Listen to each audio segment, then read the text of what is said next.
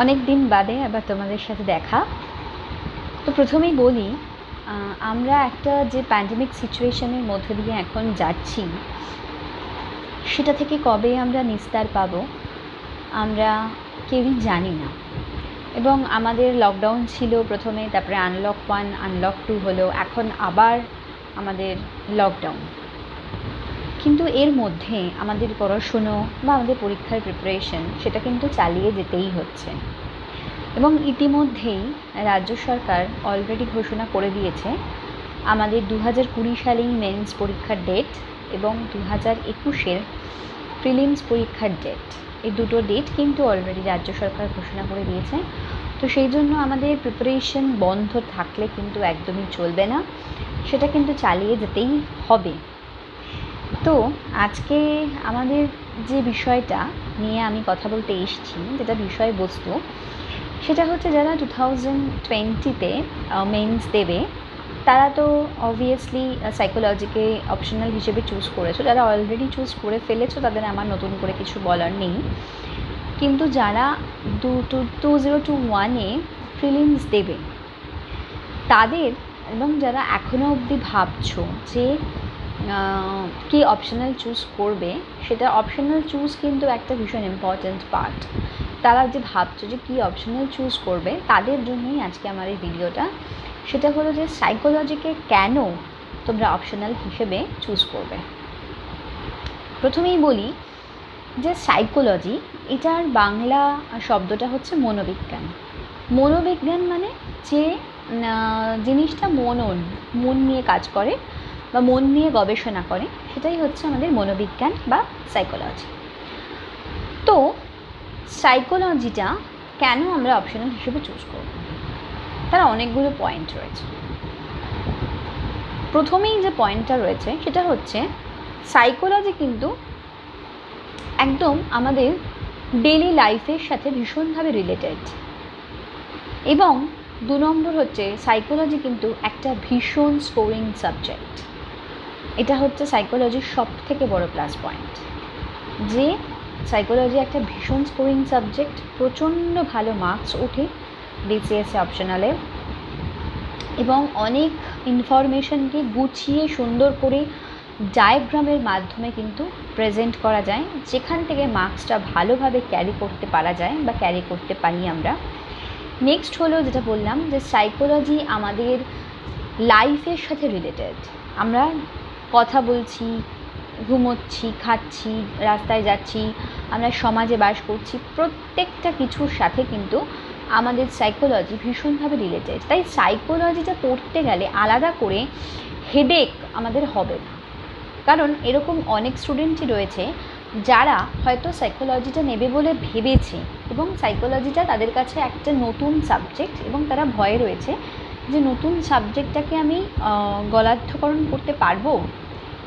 কিন্তু সাইকোলজি হচ্ছে নতুন হলেও একটা অত্যন্ত ইন্টারেস্টিং এবং একটা অত্যন্ত একটা অত্যন্ত গুরুত্বপূর্ণ এবং ভীষণ ভীষণ ভালো এবং সুন্দর একটা সাবজেক্ট, যেটা কিন্তু আমরা সহজেই খুব তাড়াতাড়ি নিজের মধ্যে সেটাকে আত্মস্থ করতে পারি এবং সেটাকে নিয়ে কিন্তু আমরা এগোতে পারি। এবং সবথেকে বড় কথা হচ্ছে প্রচণ্ড মাত্রায় স্কোরিং, সেটা কিন্তু আমাদের ভীষণ একটা প্লাস পয়েন্ট। তো এই যে বিভিন্ন যে আমাদের, আমি একটু বলি যদি সিলেবাসটা যদি ফলো করা যায়, তাহলে প্রথমে যেটা রয়েছে cognitive process, sensation, attention, perception, তারপর হচ্ছে মেমরি, লার্নিং, থিঙ্কিং, পার্সোনালিটি, এই সব কিছুই কিন্তু আমাদের মধ্যেই রয়েছে। আজকে আমাদের থিওরিগুলো পড়তে, পার্সোনালিটি থিওরি, যে ফ্রয়েডের পার্সোনালিটি থিওরি, সেটা পড়তে গেলেই আমাদের বাইরে থেকে মনে হয় যে বাবা পার্সোনালিটি থিওরি, এটা তো একটা ভীষণ একটা কঠিন বিষয়, কিন্তু আদতেও বিষয়টা কিন্তু কঠিন। হোয়াট ইজ ইগো, এগুলো কিন্তু প্রত্যেকের ভেতরে রয়েছে। ইগো আমাদের প্রত্যেকের মধ্যে রয়েছে, আমাদের প্রত্যেকের মধ্যে রয়েছে। আইসবার্গ মডেল একটা বলতে গেলেই হঠাৎ সবাই ভাবে যে বাবা আইসবার্গ মডেল মানে একটা বিশাল কিছু, আদতেও কিছু না। আইসবার্গ মডেল একটা ভেরি ইজি মডেল, যেখানে প্রিকনশিয়াস, সাবকনশিয়াস, আনকনশিয়াস সব রিলেটেড, এবং সেটা আমরা নিজেরা সেটা নিয়ে চলছি। আমরা আজকে নিয়ে চলছি, আমরা আজকে ইগো নিয়ে চলছি, আমরা আজকে সুপার ইগো নিয়ে চলছি।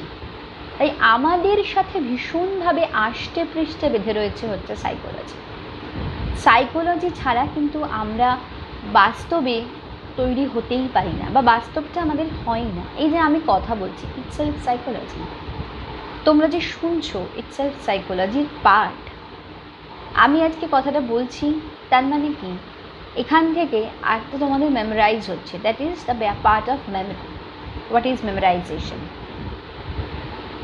এটা যে তোমরা ভিডিওটা দেখছো, সেটা একটা ভিজুয়াল সেন্সেশন, শুনছো অডিটরি সেন্সেশন, সব কিছু কিন্তু সাইকোলজি। চারিপাশে যা আছে সমস্ত কিছু সাইকোলজি। এবং এই যে আমাদের প্যান্ডামিক সিচুয়েশনের মধ্যে এখন আমাদের বিশেষ করে যেটা আর কি উঠে এসছে সুশান্ত সিং রাজপুত মারা যাওয়ার পরে যেটা উঠে এসছে, সেটা হচ্ছে এই যে ডিপ্রেশন, এই যে স্ট্রেস, ইটসেলফ সাইকোলজি। কারণ এখন আমাদের গোটা দুনিয়াটাই কিন্তু পুরোটাই হচ্ছে সাইকোলজির রিলেটেড হয়ে গেছে, বা সাইকোলজি ওরিয়েন্টেড হয়ে গেছে। এখন কিন্তু এই সিচুয়েশানে কোনো মানুষই কিন্তু খুব একটা ভালো নেই। প্রত্যেকটা মানুষের মধ্যেই কিন্তু একটা ডিপ্রেশন, একটা স্ট্রেস কাজ করছে। এই যে মানুষকে বলা হচ্ছে যে করোনার রোগ প্রতিরোধের থেকে বাঁচার উপায় হচ্ছে বারবার করে হাত ধোয়া, কিছু কিছু মানুষের কিন্তু এর মধ্যেও একটা সাইকোলজিক্যাল প্রবলেম দেখা দেবে। সেটা ভেরি কমন প্রবলেম, সেটা হচ্ছে ওসিডি। বারবার করে হাত ধুলে তার ভিতরে একটা ওসিডি চলে আসবে, অবসেসিভ কম্পালসিভ ডিসঅর্ডার তৈরি হবে। তো কি যে প্রত্যেকটা ক্ষেত্রে, প্রত্যেকটা সময় আমাদের কিন্তু সাইকোলজিকে নিয়ে বাঁচতে হচ্ছে, সাইকোলজিকে নিয়ে খেতে হচ্ছে, সাইকোলজিকে নিয়ে ঘুমোতে হচ্ছে। তাই জন্য সাইকোলজি ইটসেলফ একটা আলাদা সাবজেক্ট, সেটা আমাকে মনে রাখতে হয়। কারণ এমনি বিসিএসে আমাদের প্রচুর সাবজেক্ট মনে রাখতে হয়, যেমন ইকোনমিক্স, এটা ভীষণ কঠিন subject, polity, English, Bangla, mathematics, geography, history, এত কিছু মনে রাখতে হয়। তো সেই জন্য আমরা অপশনালটা এমন চুজ করবো যেটা আমাদের আলাদা করে মনে রাখতে হবে না। আমার ডেইলি লাইফ এক্সাম্পল, যেটা দিয়েই আমি মনে রাখতে পারবো, বা যেটা দিলেই আমার মনে রাখার সুবিধা হয়। ঠিক আছে, এই যে বিভিন্ন এক্সাম্পল, যে যেমন আমি যে সেন্সেশন, অ্যাটেনশন, পারসেপশন, এটাকে যদি আমি এক কথায় বর্ণনা করি, আমি তো বলতেই পারি আমার হাতে একটা মশা এসে বসলো, আমি দেখলাম, মশাটাকে মারলাম। এই যে একটা সিম্পল ঘটনা, একটা মশা এসে বসেছিল, দেখলাম, মারলাম। কিন্তু এটার মধ্যেই কিন্তু আমার এই তিনটে প্রসেস লুকিয়ে রয়েছে, সেন্সেশন, অ্যাটেনশন, পারসেপশন। তিনটে প্রসেসই কিন্তু আমার লুকিয়ে রয়েছে। সেন্সেশন, মশাটা এসে বসলো, সুরসুর করছে, সেন্সেশন দেখলাম, পারসেপশন, পারসিভ করলাম, আর অ্যাটেন্টিভলি সেটাকে আমি অ্যাটেনশন দিলাম, মানে তাকে মারলাম, সেটা হচ্ছে আমার অ্যাটেনশন। সিম্পল।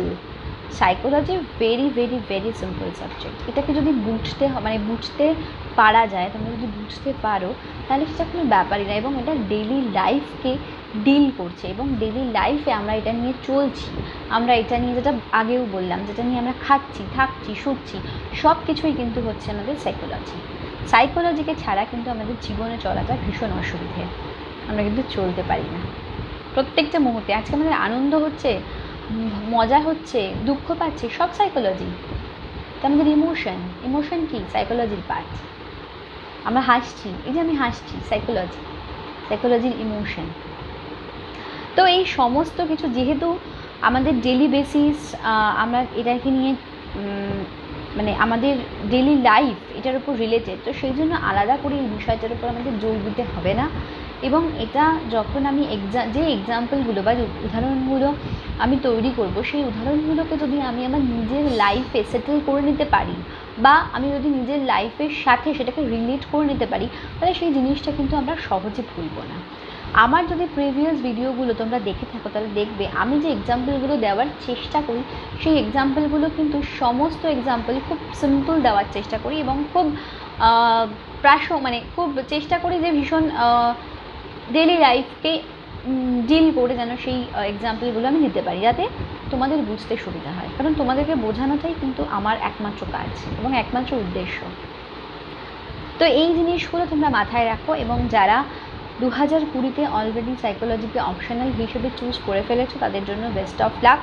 এবং তাদের যদি কোনো সমস্যা হয়, কোথাও কোনো চ্যাপ্টার বুঝতে, কোনো পয়েন্ট বুঝতে কোনো যদি সমস্যা হয়, আমাকে সবসময় কমেন্ট করবে, প্রয়োজনে আমাকে ফোন করতে পারো, হোয়াটসঅ্যাপ করতে পারো, আমি কিন্তু সবসময় তোমাদের সাথে আছি, তোমাদের পাশে আছি। ঠিক আছে? আর যারা 2021-এ প্রিলিমিনারি দেবে এবং তারপরে মেন্স দেবে, তাদেরও কিন্তু এখন থেকেই যে আমার প্রিলিমিনারি হয়ে যাবে তারপর আমি অপশনাল শুরু করব, এটা ভাবলে কিন্তু ভুল।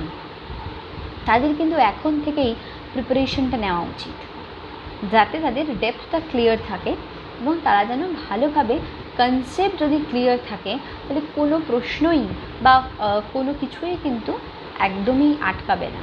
আর কনসেপ্ট ক্লিয়ার করাটা কিন্তু ভীষণ ইম্পর্ট্যান্ট। অনেকেই আছে বা অনেকেরই এই জিনিসটা থাকে যে সময় কমের জন্য বা কিছু, যে ম্যাম আপনার কাছে মেটেরিয়াল আছে বা ম্যাম এই সব চ্যাপ্টারের একটু মেটেরিয়ালটা দেবেন বা নোটসটা দেবেন, আমি একটু পড়ে দেখে নেব। আমার বক্তব্য হচ্ছে নোটস অবশ্যই দরকার, একটা নোটস অবশ্যই দরকার, একটা মেটেরিয়াল প্রত্যেকটা স্টুডেন্টের অবশ্যই দরকার, কিন্তু প্রথমেই যেটা করতে হবে সেটা হচ্ছে বুঝতে হবে। আজকে আমি বুঝলাম, আমি জিনিসটা বুঝলাম হোয়াট ইজ ফাইভ ফেনোমেনা। এটা যদি আমি নাই বুঝি যে হোয়াট ইজ ফাইভ ফেনোমেনা, আমি যদি নোট দিয়ে দিই তাহলে সেটা শুধুমাত্র পড়ে আমি বুঝলাম, কিন্তু কোথা থেকে ফাইভ ফেনোমেনাটা এসছে, কিসের জন্য ফাইভ ফেনোমেনাটা রিলেটেড, এই জিনিসগুলো কিন্তু আমি কানেক্ট করতে পারবো না। এই যে আইসবার্গ থিওরিটা পপুলার থিওরি, হ্যাঁ এটা ফ্রয়েডিয়ান কনসেপ্ট, পপুলার থিওরি, কিন্তু কোথা থেকে এসছে, কীভাবে এসছে, কিসের সাথে এটা রিলেটেড, এগুলো যদি আমি না করতে পারি, না বুঝতে পারি, তাহলে কিন্তু আমার যদি প্রশ্নটা একটু ঘুরিয়েও আসে সেক্ষেত্রে কিন্তু আমি আনসারটা লিখতে পারবো না। তো সেই জন্য সবার আগে যেটা বলে থাকি সেটা হচ্ছে যে কনসেপ্ট ক্লিয়ারটা কিন্তু একদম প্রথম আমাদের গুরুত্ব দেওয়া উচিত।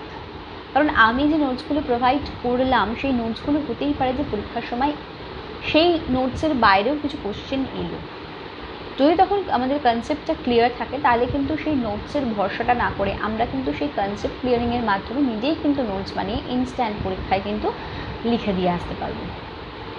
তো সেই জন্য সাইকোলজির কনসেপ্ট ক্লিয়ারটা ইজিলি হয়ে যায়, কারণ যেহেতু প্রথম থেকেই বলে আসছি এটা আমাদের একদম ডেইলি লাইফকে ডিল করে এবং এটা আমরা প্রত্যেকে নিয়ে শুতে যাই, প্রত্যেকে নিয়ে খাই, যা আমরা সারাদিনে করি সব কিছুই কিন্তু হচ্ছে সাইকোলজির ভেতরে। ঠিক আছে, তো যারা এখনও অবধি ভাবছো যে অপশনাল হিসেবে কী চুজ করবে, তারা আর না ভেবে তাড়াতাড়ি করে চুজ করে ফেলো, এবং যদি কোনো প্রবলেম, যদি কোনো সমস্যা, আমি সবসময় বলে থাকি আমাকে কমেন্ট করে জানাবে। ওকে, তো আর আমার যে ভিডিওগুলো আসবে সেই ভিডিওগুলো বেশি বেশি করে দেখো, লাইক করো এবং বন্ধুদের সাথে শেয়ার করতে কিন্তু একদম ভুলবে না। আর তোমরা যারা এখনও অবধি আমার চ্যানেলটা সাবস্ক্রাইব করোনি প্লিজ সাবস্ক্রাইব করে দিও, তোমার বন্ধুদেরকেও বলো আমার চ্যানেলটা যেন অবশ্যই সাবস্ক্রাইব করে। আবার বলছি, কোনো প্রশ্ন থাকলে দ্বিধা না করে কিন্তু আমাকে কমেন্ট করবে, আমি কিন্তু আনসার দেব।